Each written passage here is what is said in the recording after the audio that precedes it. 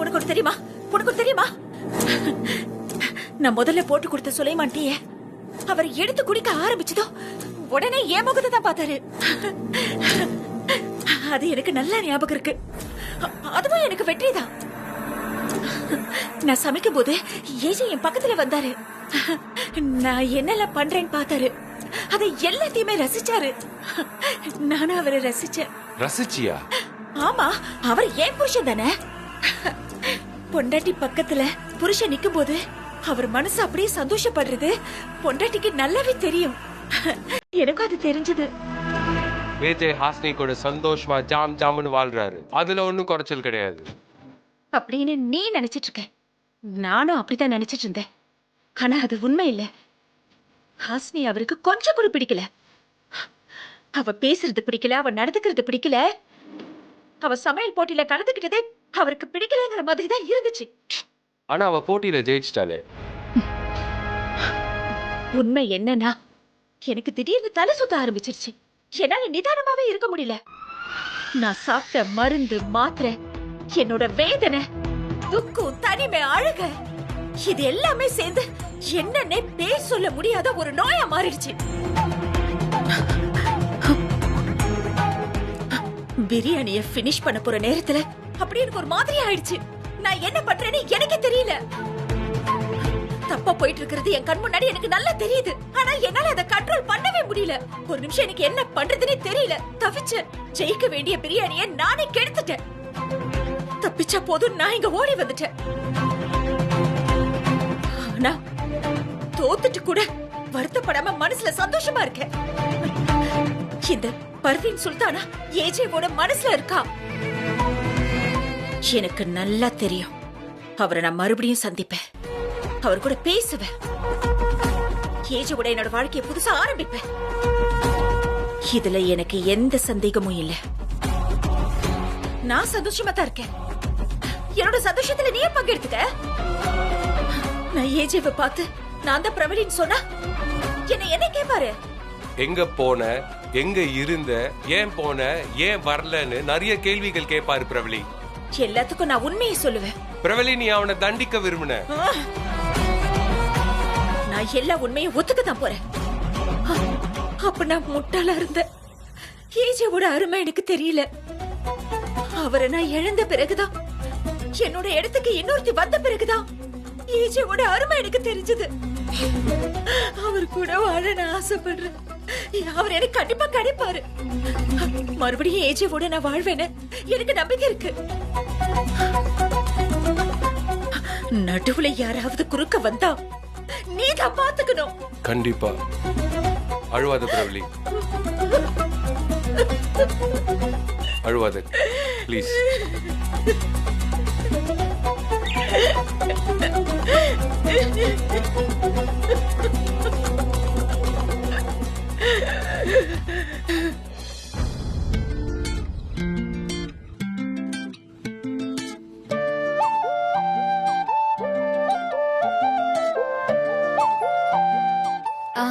கிளம்புங்க, டைம் ஆயிடுச்சு.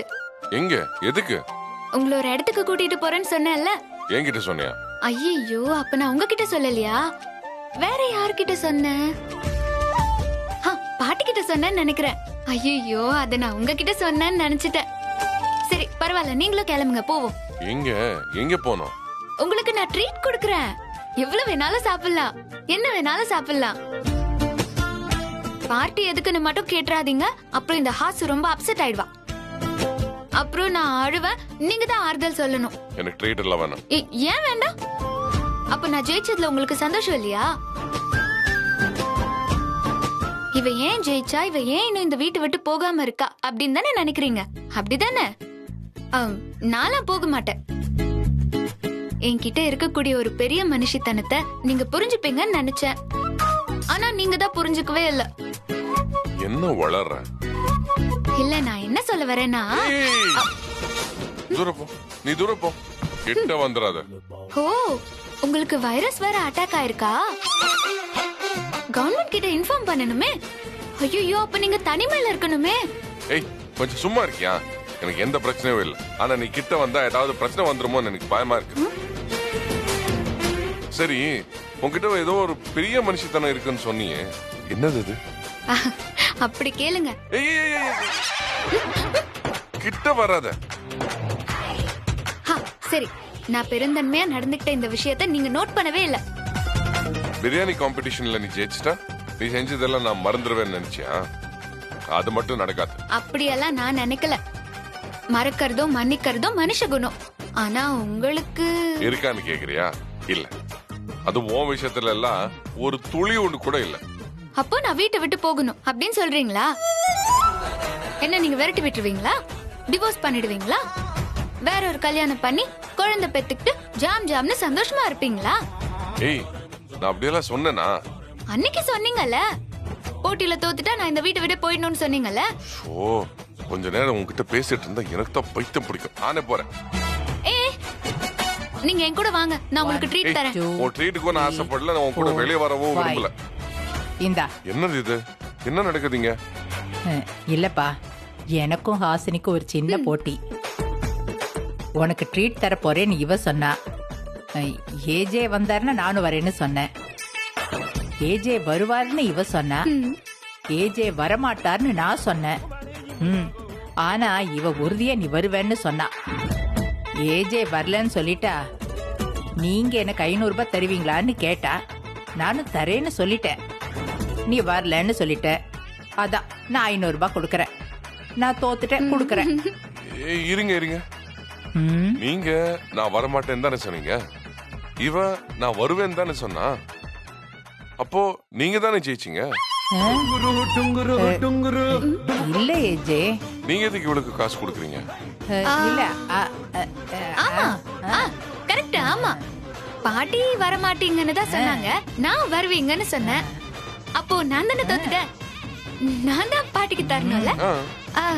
இந்தாங்க, நான் உங்களுக்கு அப்புறமா 500 ரூபாய் தரேன். தந்துரு. சரி பாட்டி, நான் வரமாட்டேன்னு எப்படி கரெக்டா சொன்னீங்க? ஏன்பா, எனக்கு என்ன உங்களுக்குள்ள இருக்கிற சண்டை சச்சரவுலாம் தெரியாதா? இல்ல உன்னை பத்தி தான் எனக்கு தெரியாதா? ஏதோ நம்ம கூட வாழ வந்த பொண்ணுக்கும் நமக்கும் ஏதோ பிரச்சனை இருக்கு, அது வேற. இவ ஒரு போட்டியில ரிஸ்க் எடுத்து ஜெயிச்சிருக்காப்பா. ட்ரீட் தரேன்னு சொல்றா.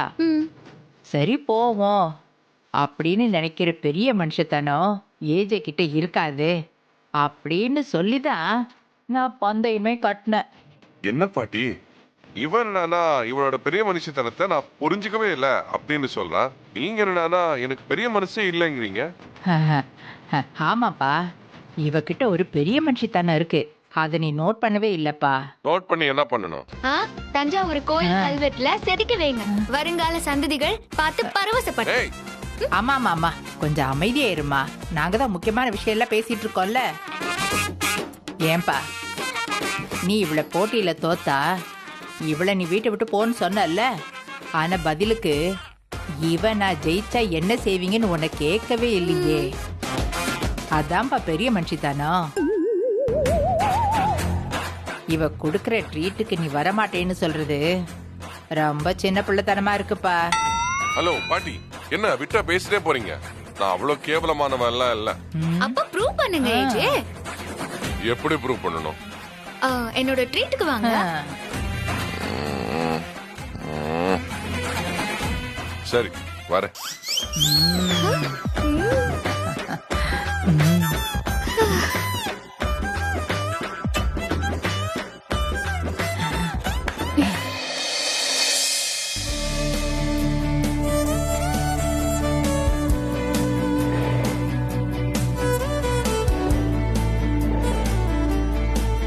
எதுக்கு இந்த ரெஸ்டாரண்ட்டை செலக்ட் பண்ண?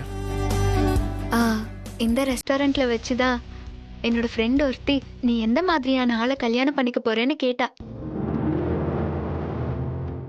இன்ட்ரெஸ்டிங்.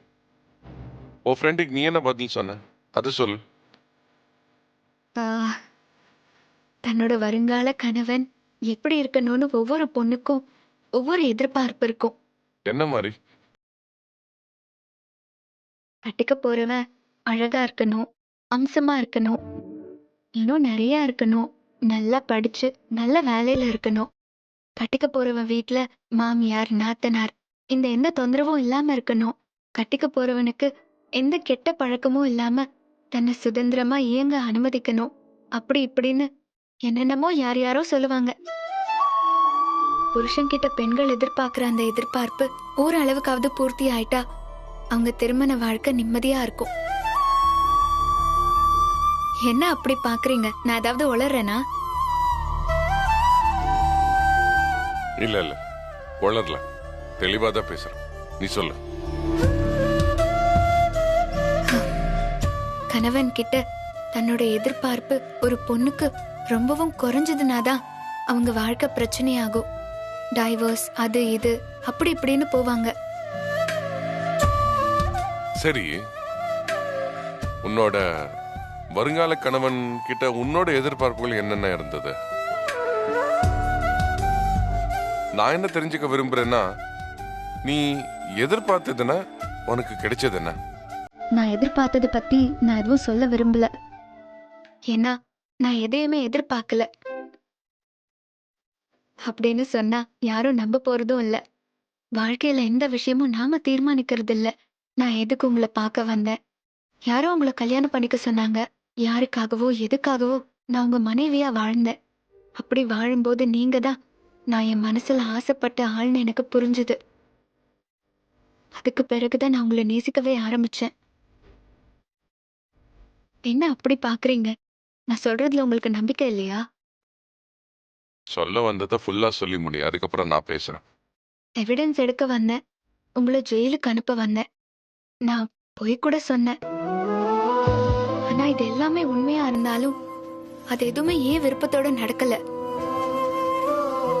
உங்களை நேசிச்சது, உங்களோட வாழ விரும்பினது, உங்க கோவத்துக்கு நியாயமான காரணம் இருக்குன்னு புரிஞ்சுக்கிட்டது, இதெல்லாம் தான் நான். கல்யாணத்துக்கு முன்னால என் கணவனை பத்தின கனவு எதுவுமே எனக்கு இல்ல. ஆனா எனக்கு இப்படி ஒருத்தர் கணவரா இருக்கணும்னு உங்களை பார்த்த பிறகு முடிவு பண்ணி வாழ்ந்துட்டு இருக்கேன்.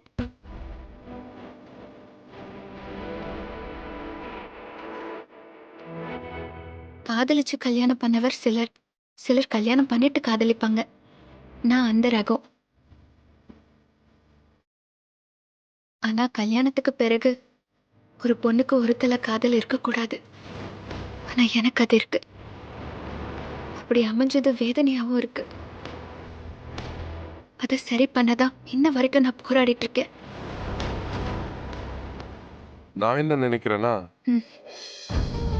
நான் விரும்பாத, நான் சந்தேகப்படாத, எனக்கு பிடிக்காத ஒரு விஷயத்த நீங்க சொல்றதா இருந்தா அதை இப்போ சொல்ல வேண்டாம். ஏன்னா நான் இப்போ ரொம்ப சந்தோஷமா இருக்கேன். என் ஃப்ரெண்டோட எந்த இடத்துல உட்காந்து என்னோட வருங்கால கணவரை பத்தி பேசினேனோ அங்கேயே இப்போ உட்காந்துருக்கேன். அப்ப நான் வரும்போது என் கையில ஒரு காஃபி குடிக்க மட்டும்தான் காசு இருந்துச்சு. நானும் என் ஃப்ரெண்டு ஒரு காஃபி வாங்கிட்டு 2 பேரும் குடிச்சிட்டு லைஃப பத்தி சுவாரஸ்யமா பேசிட்டு இருப்போம். ஆனா இப்போ என்கிட்ட பணம் இருக்கு, ஆனா பேசுறதுக்கு தான் ஒண்ணுமே இல்லை. அப்படியெல்லாம் நினைக்காத. நான் உன்னோட சந்தோஷமான மூட ஸ்பாயில் பண்ண விரும்பல. நீ பிரியாணி போட்டு ஜெயிச்சதுல உண்மையில எனக்கு ரொம்ப சந்தோஷம்.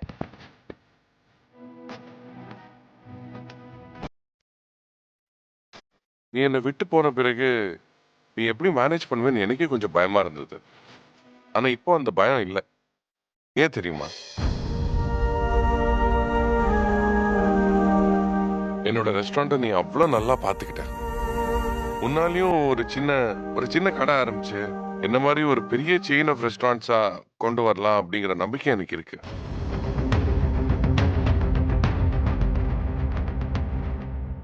ரெஸ்டாரண்ட்ல மேனேஜர், எம்ப்ளாயீஸ் எல்லாரும் சொன்னாங்க நீ அவ்வளோ ஹார்ட் ஒர்க் பண்ண, நீ அவ்வளோ ஸ்மார்ட்டா வேலை செஞ்ச அப்படின்னு. நான் தெரியாம தான் கேக்குறேன். எல்லாரும் என்னை பத்தி பெருமையா சொல்றாங்கன்னு என்கிட்டயே சந்தோஷமா சொல்றீங்க.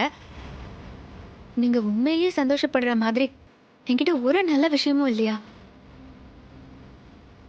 அந்த கேள்விக்கு என்னால இப்போதைக்கு பதில் சொல்ல முடியல.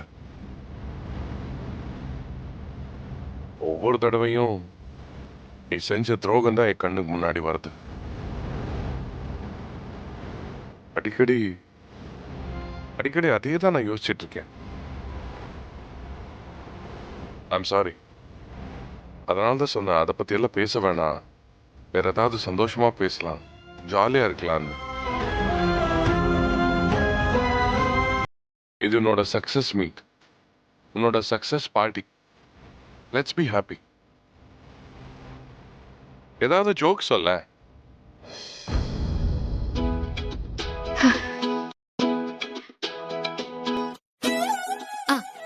ஒருத்தன் வேர்க்க விறுவிறுக்க ஓடி வந்தானா. என்ன காரணம்னு அவன் மனைவி கேட்டாலாம். பஸ்ஸுக்கு பின்னாடி ஓடி வந்தேன், அதனால பஸ் டிக்கெட் காசு 7 ரூபாய் மிச்சம்னு சொன்னானா. அதுக்கு அந்த அம்மா கோச்சுக்கிட்டாங்களாம். ஏன் சொல்லுங்க? நீயே சொல்லிடு. முட்டாளா நீங்க? ஏய், இல்ல உங்கள இல்ல, அந்த அம்மா உங்க ஹஸ்பண்ட சொன்னாங்களாம். பஸ்ஸுக்கு பின்னாடி ஓடி வரதுக்கு ஒரு ஆட்டோ பின்னாடி ஓடி வந்திருந்தா 100 ரூபாய் மிச்சமா இருக்கும்லன்னு கேட்டாங்களாம். ச்சோ.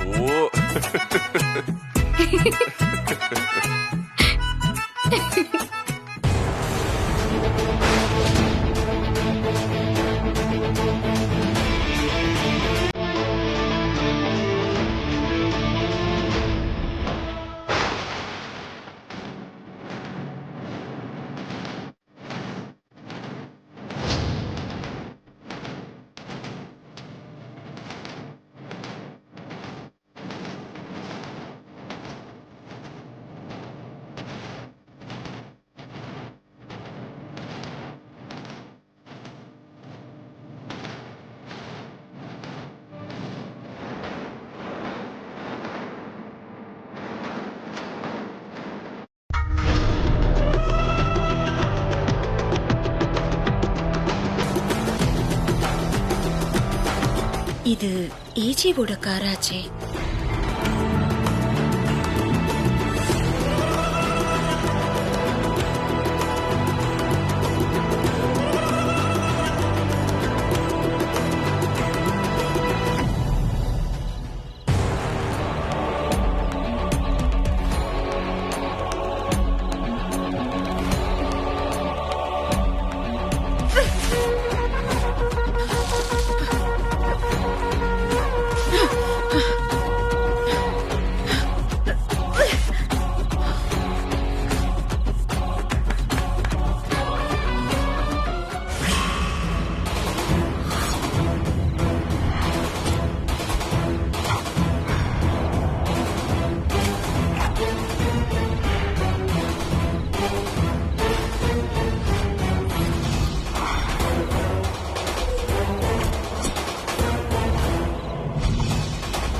யார் இவ்ளோ குப்பை போட்டிருக்காங்க?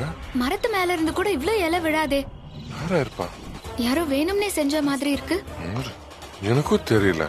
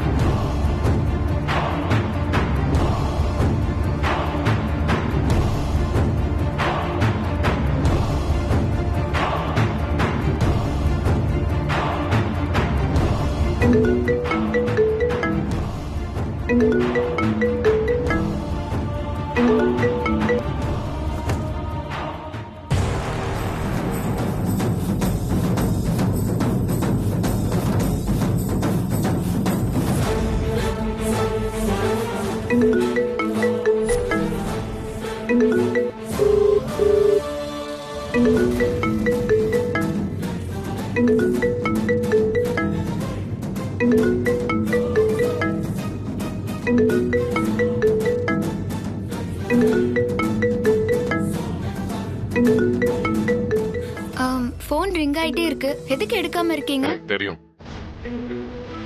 என்ன பாக்குற? இப்படி போன் வந்தோம் நீங்க எடுக்காம இருக்கிறதெல்லாம் புதுசால இருக்கு. அன்னோன் நம்பர்ல இருந்து போன் வந்தா நான் அதை எடுக்க மாட்டேன். அதை எடுத்தா என்னென்ன பிரச்சனை வரும்னு எனக்கு தான் தெரியும்.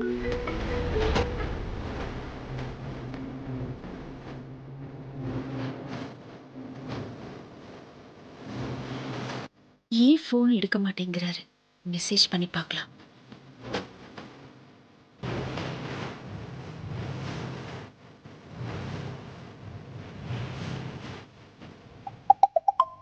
யாரோ தெரிஞ்சவங்க தான் ஃபோன் ட்ரை பண்றாங்க. நீங்க எடுக்கலன்னு தான் மெசேஜ் அனுப்பியிருக்காங்க பாருங்க.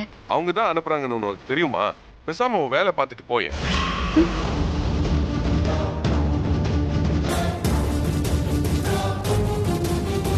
I want to talk to you.